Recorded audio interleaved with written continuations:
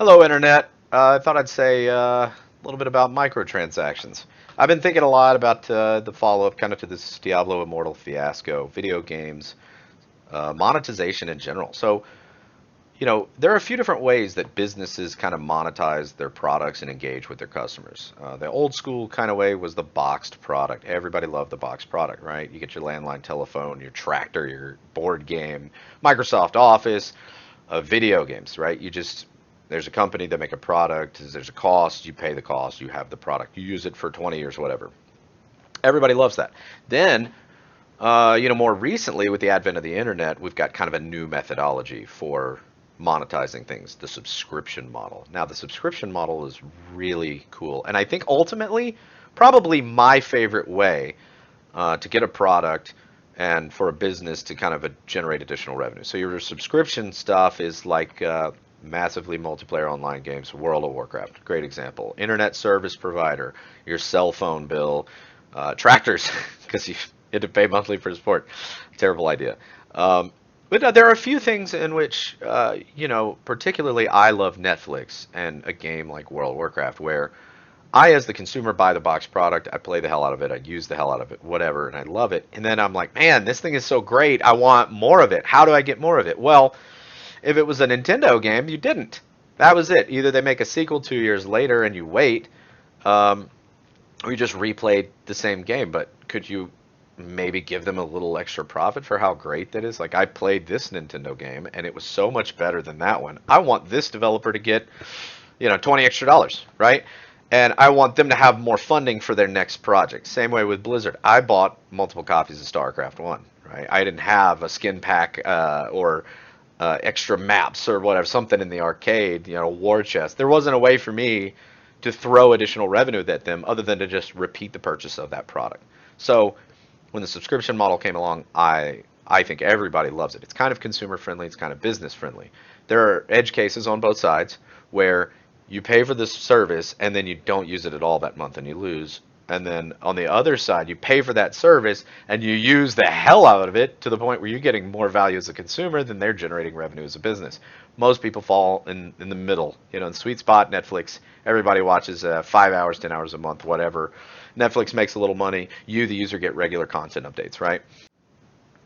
So finally, we arrive at the buzzword, microtransactions. This is the big new way for a company to kind of engage with its consumer base and generate revenue while also providing a service. I think with subscriptions, it was the best because if the business stopped providing for the consumer, then the subscription fees stop getting paid. But with microtransactions, a lot of times you're throwing a lot of money at these businesses for very little product, and they don't have to deliver anything. And where it gets really, really, really bad is when the businesses really punish you. Either they punish you for using their product too much. That's the insane thing. Look at your internet and cable bill, right? You got, well, you want another DVR, another $5 a month. You want to rent a modem, $10 a month. You want to, oh, you went over your data cap. Oh, you spent too much time on your talk plan. You sent too many text messages, and all of a sudden, ancillary fees. And it's kind of a bummer because microtransactions can be really great value added service, but they generally aren't because businesses just ultimately get greedy because it's so easy to make money and not do a lot of work. Great example of this is horse armor in Skyrim, the celestial steed in World of Warcraft. That's the reason people hated them, because the way that it started was they made something that was very inexpensive. They spent millions and millions of dollars making this game, and then you bought the game and it was $60. Okay, then they spent a few $100s or like $1,000 making this little non-tangible, non-existent thing, and they get millions of dollars for it. People don't like that. I am maybe okay with that because it's cosmetic. You don't have to buy it. Um, and it is, like I said earlier, it's a way for you as a consumer to provide additional revenue for a business that you want to support, right? And so that's not so bad.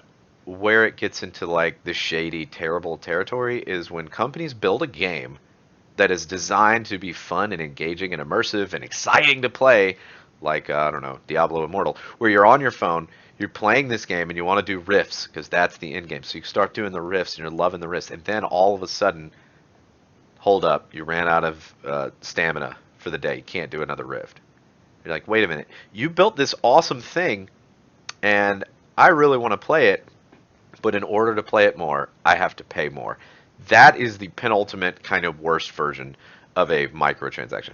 A horse armor or a pet or whatever is kind of over here, and then you're far over here on this side is you literally can't even play the game. We made the game as addictive as possible with a great gameplay loop, and it's really well fleshed out, and you enjoy it, and now you can't play it unless you spend money.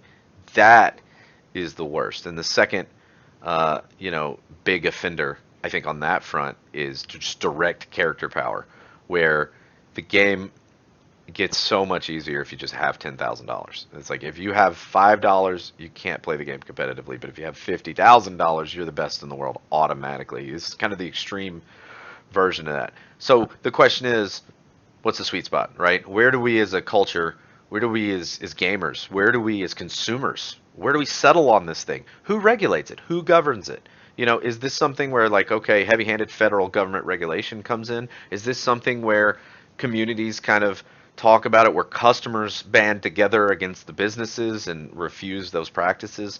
But, do you have any speaking power? Because we're not China, right? There's just so many more people in China. There's so many more phones in China. Now, no longer does a consumer have the power to boycott.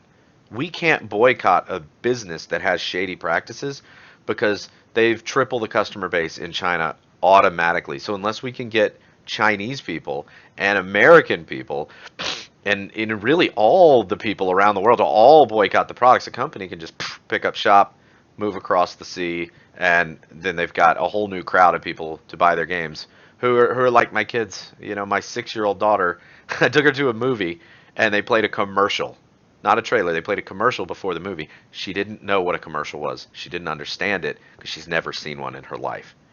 And that's just like a 12-year-old kid today who is playing on the phone with a credit card attached, has never paid for a boxed product, right? They've never seen a CD for StarCraft or Diablo. They've never had a manual with their games. They don't know that that model is even possible. They do not know that it existed.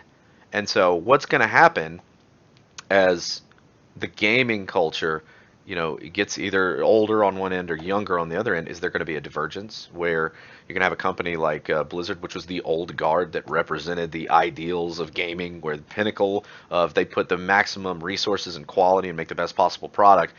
They're over here, and then you're going to have the new kind of guard, which is they're just going to print money with just low quality knockoffs, and just little kids will play it because little kids don't know what it was like to sit up and play one game that you paid one price for years and years and years.